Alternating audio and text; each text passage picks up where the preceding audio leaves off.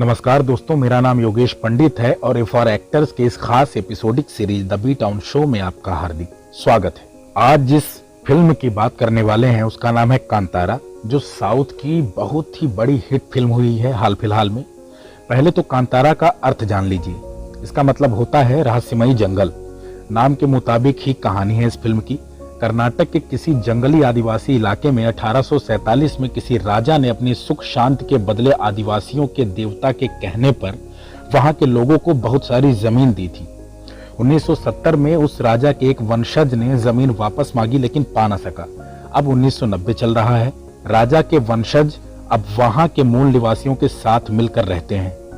लेकिन मुख्य कहानी ये नहीं बल्कि ये है कि जंगल विभाग का नया अफसर गांव वालों को जंगल से बाहर करना चाहता है, जबकि लोगों का मानना है कि जंगल पर पहला हक तो उन्हीं का है, चाहे जमीन हो, लकड़ी या पौधे पत्ते। कन्नड़ में रिलीज होने के महज 2 हफ्ते में लोगों की डिमांड पर हिंदी में डब होकर आने की किसी फिल्म की ये पहली मिसाल है।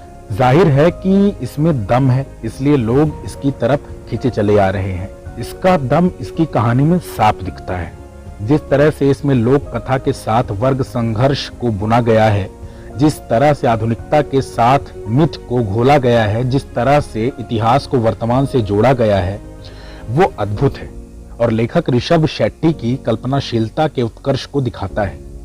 बतौर निर्देशक भी ऋषभ कमाल करते हैं।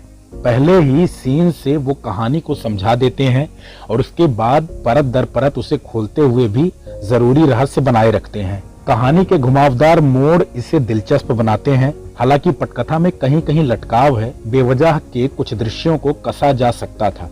क्लाइमैक्स से थोड़ा पहले ये कुछ देर के लिए झूलने लगती है, लेकिन अंत में पटरी पर आकर सीक्वल की संभावना के साथ खत्म होती है। फिल्म मूल निवासियों के जंगल पर अधिकार के शाश्वत संघर्ष को दिखाती है, अमीर गरीब और ऊंची नीची जाति के भेदभाव को दिखाती है। वह बताती है कि किस तरह से कुछ अमीर व ऊंचे लोग व्यवस्था का सहारा लेकर गरीब व नीचे लोगों को दबाते आए हैं। चलते चलते फिल्म ये भी सुझा जाती है कि सरकार को लोगों के सामने नहीं बल्कि उनकी तरफ होना चाहिए। हिंदी डबिंग अच्छी है, वह 2-1 जगह को छोड़ अखरती नहीं है। बीच बीच में दर्शकों को गुदगुदाने का इंतजाम भी बाखूबी किया गया है। ऋषभ शेट्टी ने बतौर अभिनेता भी जमकर काम किया है।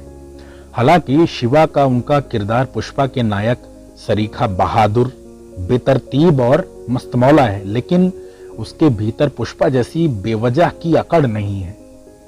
वन अधिकारी बने किशोर, नायिका लीला बनी सप्तमी गौड़ा समेत अन्य कलाकार भी खूब बढ़िया रहे, क्योंकि इनके किरदारों को अच्छे से गढ़ा गया। गीत संगीत औसत है, लेकिन बैकग्राउंड म्यूजिक उम्दा है। हालांकि फिल्म में शोर बहुत है, लेकिन कुछ समय बाद वो जज्ब होने लगता है। सबसे शानदार तो फिल्म की प्रोडक्शन डिजाइनिंग, लोकेशन, सेट और फोटोग्राफी है, जो दर्शक को इस रहस्यमयी जंगल से बाहर नहीं आने देती। बेहतरीन कहानी को बेहतरीन अंदाज में कहने के लिए इस फिल्म को देखा जाना चाहिए।